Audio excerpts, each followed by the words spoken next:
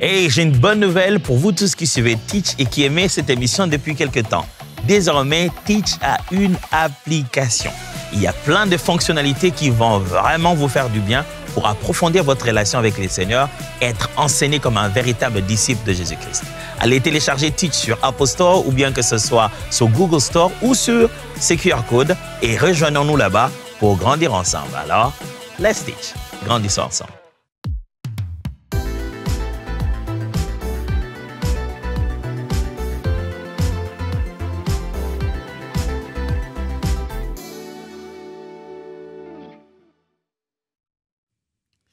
Bienvenue sur Teach, votre mission d'enseignement et de maturité spirituelle. Vous savez que depuis cette semaine, on s'est lancé dans un grand voyage des relations. Oui, des relations toxiques. Si on veut parler des relations toxiques, on ne peut pas mettre de côté la famille. La famille, quoique censée être l'endroit où se doit se développer l'amour, le respect et toutes les bonnes valeurs, malheureusement, c'est elle qui devient l'épicentre, le point de départ qui répand cette toxicité des relations. La famille peut devenir plus nuisible que quoi que ce soit d'autre. Et lorsque la famille devient toxique, ça se manifeste comment? Quels sont les signes justement de la toxicité dans la famille et quelles sont les solutions bibliques pour pouvoir sortir de cela? C'est ce qu'on va voir tout de suite. Alors, let's teach. Grandissons ensemble.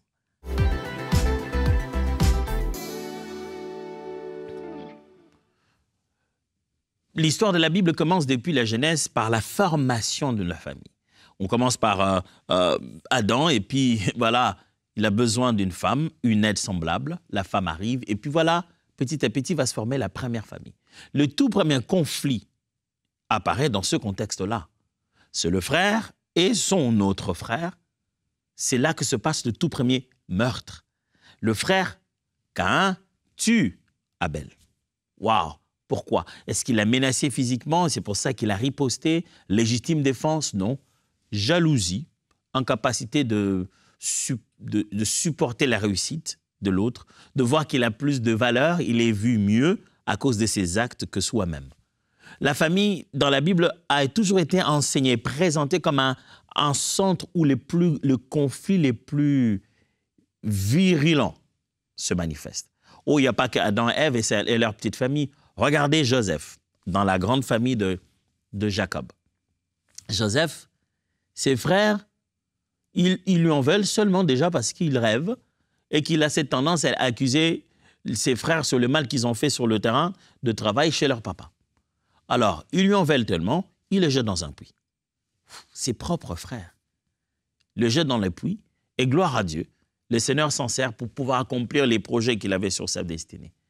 C'est souvent dans la famille qu'on a vécu les moments les plus toxiques de toutes les relations possibles. Vous voulez encore une autre famille? Prenez celle de David. Oh, quelle drôle de famille. David, il a tellement multiplié des femmes, mais après que les relations, même de ses propres enfants, sont entrées dans une confusion terrible. Un frère se prend d'attraction sexuelle pour sa sœur, ou devrais-je dire sa demi-sœur, au point de la violer. Et son frère direct, ayant appris le mal qui a été commis, concocte un plan, invite tous les enfants de David, avec objectif d'en tuer qu'un, celui-là. Des plans comme ça dans la famille. La famille peut être un centre où sévissent les relations les plus toxiques. Mélangez à cela des cousins, des cousines, des oncles, des tantes, des neveux et des nièces qui viennent vivre dans la famille, qui partagent des moments ensemble, qui vivent dans la chambre à côté, qui sont venus en vacances, qui sont venus pour une nuit, ils sont passés, que des cas d'inceste, des viols, de choses qui ne peuvent même pas se dire. La famille qui est censée être une sorte de protection, de refuge, devient de fois l'endroit qui cache et qui abrite des prédateurs très dangereux. Pas seulement physiquement, mais de fois moralement, de fois mentalement, de fois dans le parole. La famille est l'endroit où, aujourd'hui, à peine né, quand on voit qu'on commence à pousser des ailes, c'est souvent dans la famille qu'on commence à nous les couper pour la première fois. Pour qui tu te prends? Je te connais, je connais ton envie de venir voir au combat. Tu es venu ici pour voir le combat. C'est comme ça que les frères de David lui ont parlé. Ce langage aurait pu le décourager et tout Israël allait pouvoir perdre la bataille. Pourquoi? Parce que le grand frère ne voit dans son petit frère qu'un petit frère prétentieux qui aime voir la bataille. Il n'ose même pas le regarder comme le oint de l'Éternel. La famille de foi est censée être le milieu où nous devions éclore, mais apparemment, de fois aussi, se transforme en endroit où on nous empoisonne pour la première fois. Parents éloignés, frères, sœurs, de fois, c'est de là que vient la toxicité. Alors, comment ça se manifeste? Quels sont les problèmes toxiques qui viennent justement dans la famille? Premièrement, le conflit familial accentué. C'est-à-dire que toute famille a ses conflits. On ne s'entend pas sur une chose, on n'est pas d'accord sur l'une, on pense que celui-là ne me parle pas très bien, on pense que celui-là, il se prend pour spécial maintenant qu'il a plus d'argent que les autres, l'autre parce qu'il a poussé ses études plus loin, il s'y prend pour le génie, l'autre parce qu'il est le grand frère, il pense que c'est lui le chef du royaume. On a toujours des trucs comme ça. Chaque famille a des conflits. Parents, enfants, il y a toujours des conflits. Mais quand on commence à vivre dans une famille où les conflits sont de plus en plus accentués, c'est-à-dire on a soufflé à l'intérieur de quelque chose qu'on aurait pu résoudre et c'est devenu grand. Quand tous les problèmes de la famille, quand on ne s'entend pas, on en parle à quelqu'un d'autre. Quand les problèmes de la famille s'affichent sur les statuts, vous voulez voir si les membres de la famille ont des problèmes, regardez leurs statuts WhatsApp. C'est là que tout le monde devient sage comme Salomon. Dans la vie, ne faites pas confiance à tout le monde. L'homme peut vous décevoir. Tu te dis, il s'est réveillé ce matin, juste devenir le plus sage du monde comme ça, c'est quoi l'affaire?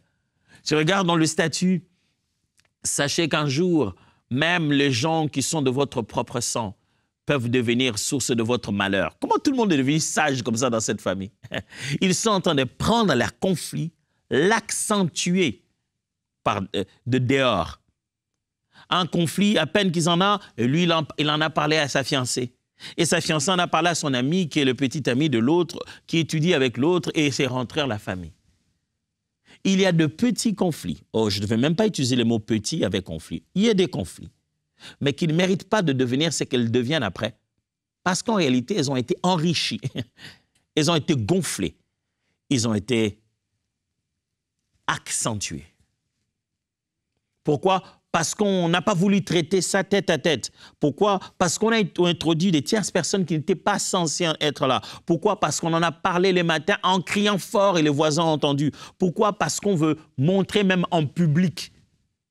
Même en public, même les gens qui n'étaient pas là quand il y avait le conflit, quand ils arrivent, on veut même leur montrer à eux qu'on n'est pas d'accord.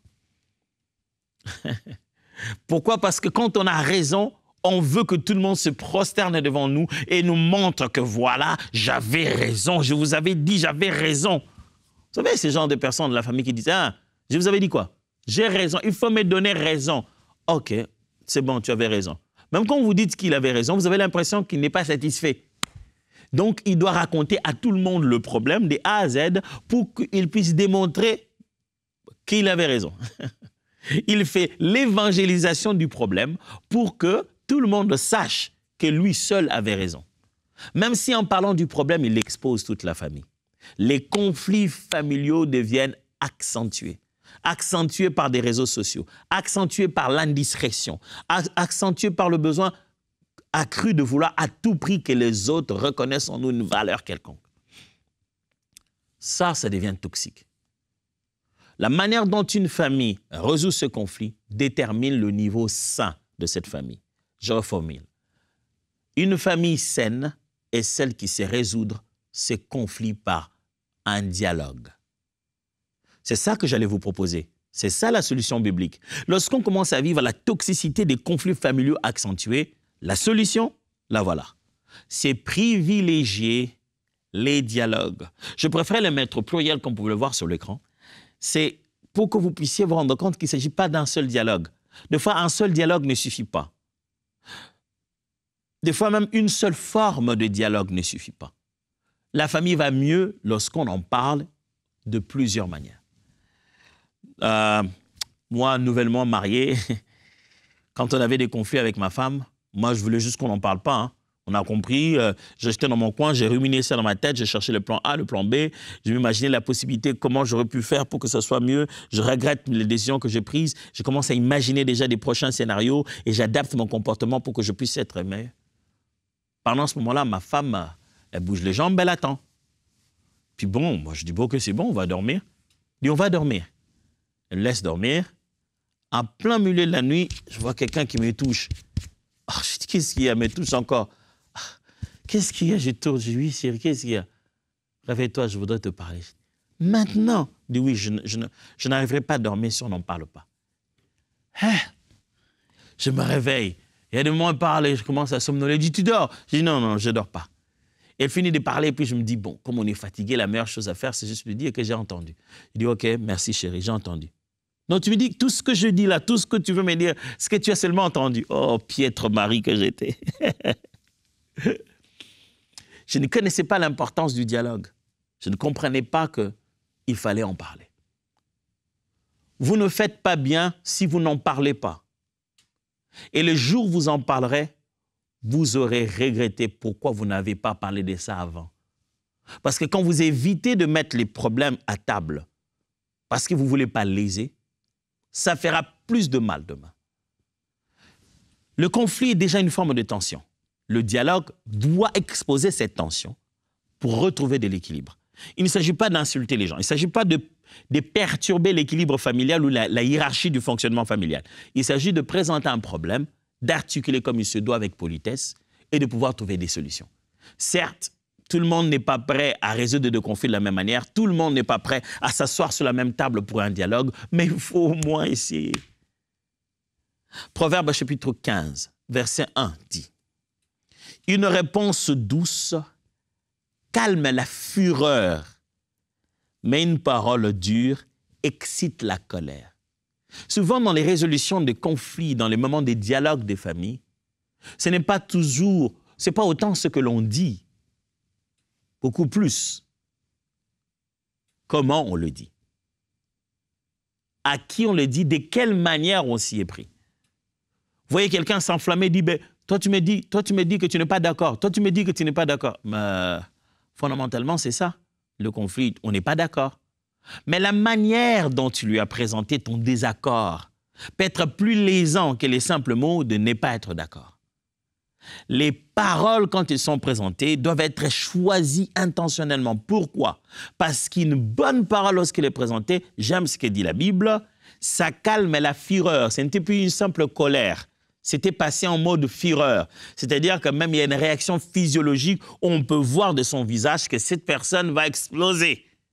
Mais quelqu'un était dans cet état, il dit, je vais taper, tu vas voir aujourd'hui, vous allez voir ce que je vais faire ici dans cette famille. Mais une parole peut décompresser tout ça. Quand tu te sens blessé, ce n'est pas le moment de parler, ne parle pas. Quand tu as prévu tes paroles en te disant, moi quand je vais, ils vont sentir. Si tu veux nous faire sentir avec tes mots, tu ne bâtiras pas la famille. Mais pour enlever la toxicité dans la famille, il faut parler. Parce que malheureusement, ces éléments, ces personnes extérieures et même des personnes internes profitent du fait qu'il n'y ait pas de dialogue pour multiplier des lésons-dits et multiplier des préjugés et éloigner les membres de famille. Le dialogue, selon que la Bible propose, c'est d'abord un tête-à-tête, directement avec la personne avec qui on pense que ça ne va pas. Pas par personne interposée. On règle le malaise. Mais si après ça ne marche pas, on trouve quelqu'un d'autre pour nous appuyer. La famille a besoin de dialogue. C'est comme ça qu'on enlève la toxicité dans la famille. Avez-vous déjà eu l'impression, avez-vous eu ces sentiments-là que je suis vraiment dans une famille toxique, hein? Bon, on ne la choisit pas, hein, notre famille. Comment faire alors pour l'aider? Le dialogue. Il y a tel un dialogue qu'on engage avec les parents qui est totalement différent de celui qu'on engage avec ses aînés ou de ceux qu'on engage avec ses petits frères, ses petites sœurs. Il y a tel dialogue qu'on engage avec son oncle qui est différent de ce qu'on engage avec ses cousins ou avec certains membres de famille vivant chez nous à la maison ou avec le grand-père.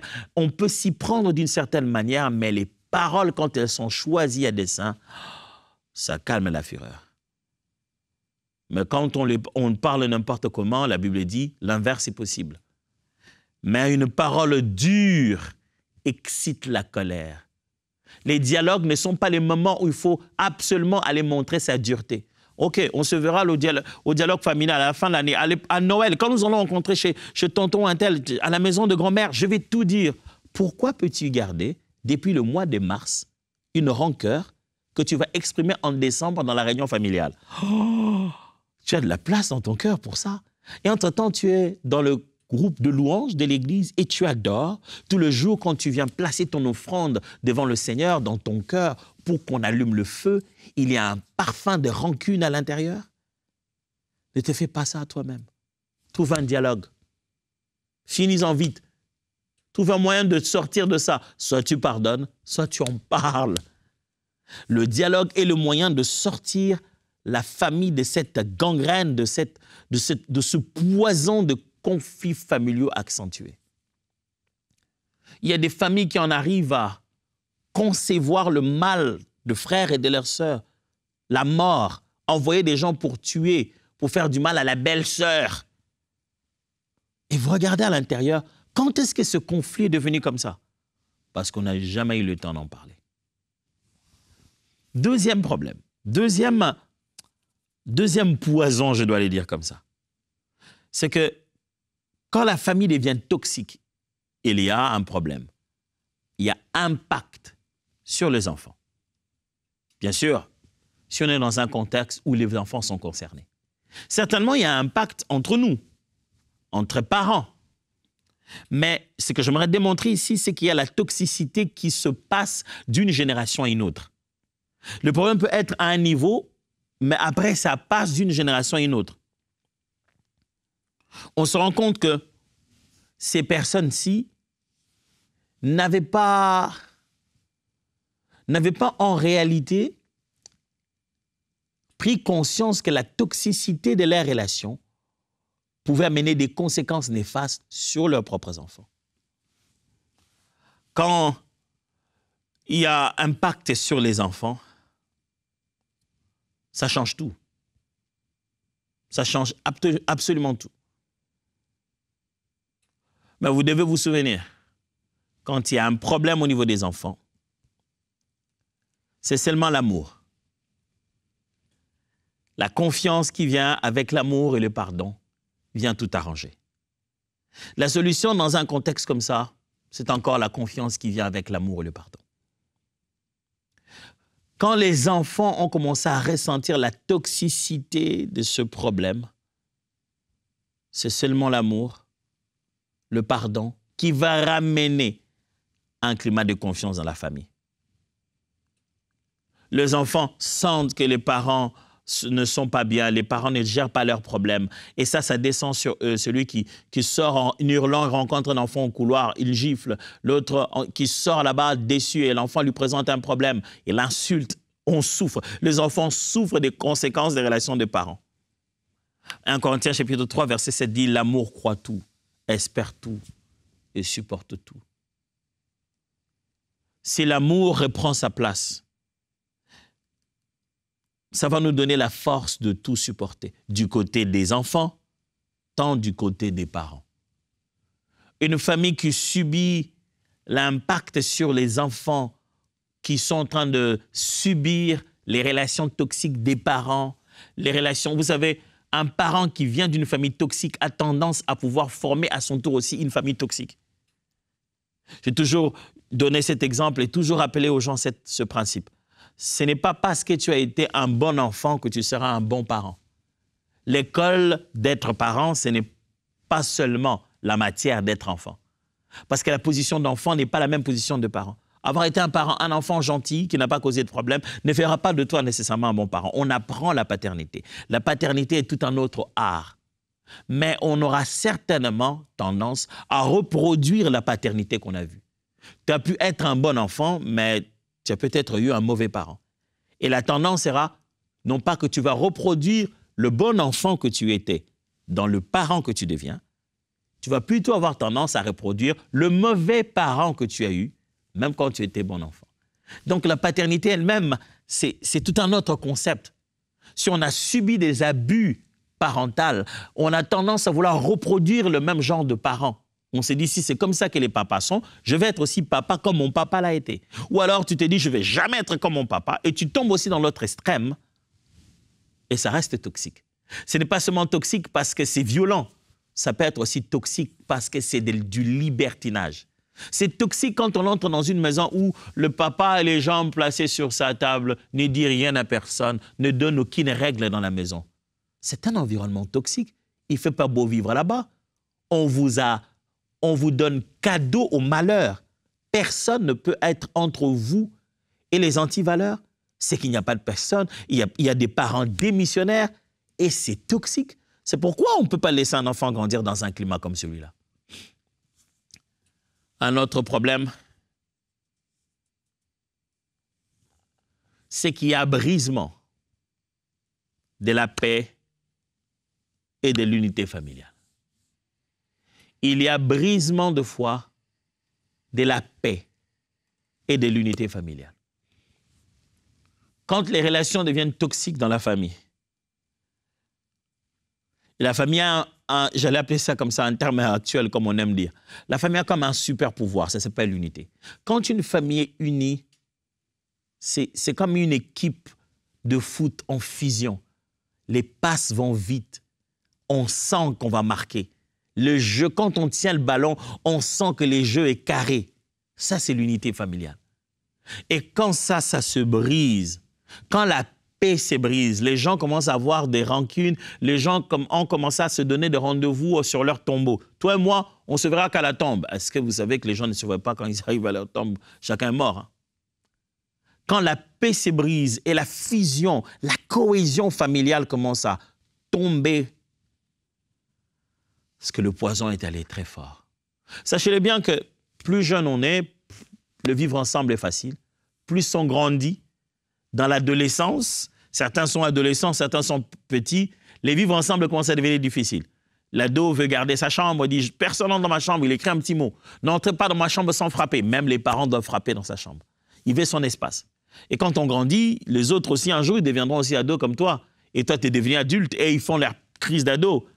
Allez, les tensions commencent à naître.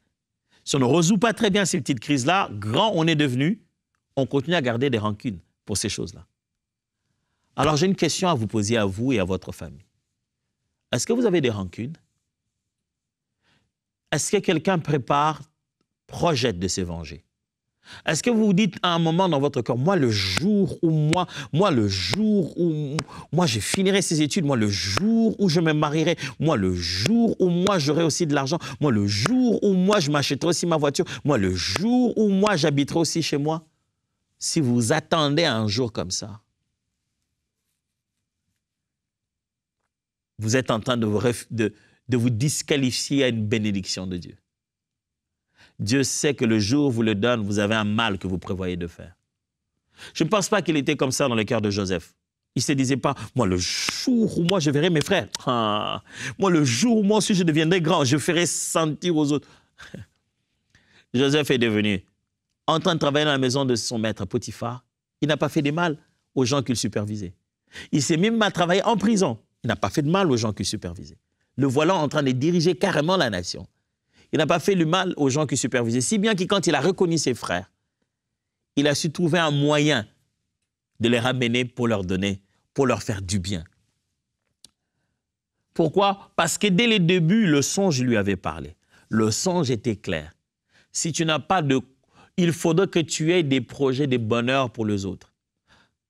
J'espère que vous me comprenez bien avec ce songe. Le songe de Joseph était venu pour lui dire, Joseph, sache que ton avenir, ta grandeur, ta destinée est interconnectée à ceux de tes frères. Il aurait pu juste rêver d'une étoile qui brille fortement. Et il se dirait, dans la vie, je deviendrai grand. Non, Dieu lui montre une étoile autour de laquelle les autres étoiles se tiennent et se prosternent. Pas pour dire, va, domine, fais pression sur tes frères. Il dit, je t'utiliserai stratégiquement pour que tu deviennes une source de bénédiction pour toute la maison d'Israël. C'est ça le Dieu de la Bible. Il te bénit pour faire de toi une source de bénédiction. Pas pour que juste toi tu sois béni, mais pour faire de toi un instrument pour une bénédiction des autres. Alors, pose-toi la question, est-ce que le jour où je deviens bon, bien, grand, puissant. Je maintiens la famille ensemble ou je me mets à la subdiviser en petits morceaux en faisant de petits lobbying. Les petits morceaux, les petits groupuscules, c'est toxique à la famille. On a tous fait un message sur WhatsApp. On a écrit dans le groupe de la famille. Après, un autre petit groupuscule se crée pour faire de la politique au coin et tenter d'influencer tout le monde dans une certaine direction manipulatoire. Oh, je n'en disconviens pas que ce n'est pas évident de faire influencer tout un groupe. On a besoin de consulter des influents avant. Mais se mettre à diviser, à faire partir l'unité de la famille, c'est toxique. Si vous sentez qu'il y a brisement, si vous sentez qu'il y a l'unité qui s'en va, qu'il n'y a plus de paix, certes, l'une des solutions, c'est de décider de ne pas rendre le mal pour le mal. Je vous l'ai déjà lu la dernière fois. La solution, décidez de ne pas rendre le mal pour le mal. Galates chapitre 6, verset 7 l'a dit. C'est qu'un homme aura semé, il le moissonnera aussi. Sachez que si vous sémez la division dans votre famille d'où vous venez, vous allez moissonner aussi cela au milieu de vos enfants et des gens autour de vous. Quand il n'y a pas de paix, quand il n'y a plus rien dans la famille, la meilleure façon, vous mettez ensemble, vous en parlez et ne reproduisez pas le mal que vous avez subi. Aujourd'hui, je voudrais m'arrêter ici parce que je voudrais prendre un peu plus de temps pour prier avec vous et votre famille.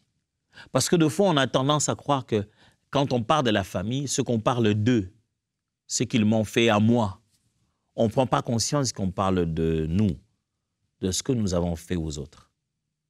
Prions ensemble pour nos familles.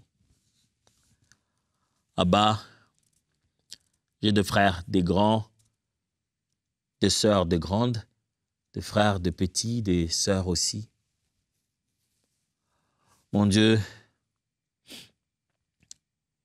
je te prie, aide-moi à être un agent de paix et de l'unité familiale.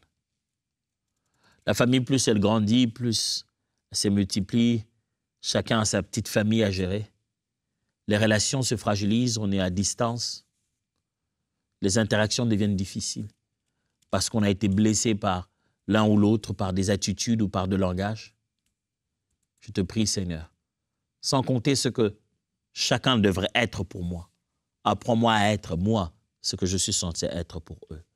Apprends chacun de nous qui prie aujourd'hui à être cet instrument divin qui maintient bonheur, paix dans la famille. Être cet antidote qui vient guérir la famille de la toxicité. Très vite, quand il ne va pas dans nos familles, nous voyons le diable. Nous le chassons au nom de Jésus, on multiplie de prières. Mais de fois, on ne voit pas notre incapacité de nous repentir, notre incapacité de faire des dialogues sérieux, notre incapacité de réellement se battre pour que la paix demeure. Je te prie, Seigneur, si tu nous as choisis et tu nous as fait connaître qui tu es, fais de nous des enfants de paix, de ceux qui amènent la paix où ils vont. C'est ce que tu nous avais dit, où nous allons, que nous puissions déposer nos paix. Pourquoi il n'y aurait pas la paix dans nos propres familles? Ma femme, moi, mes enfants, mes frères, mes sœurs, aide-nous à être des instruments de paix. Je t'en supplie, au nom de Jésus. Amen.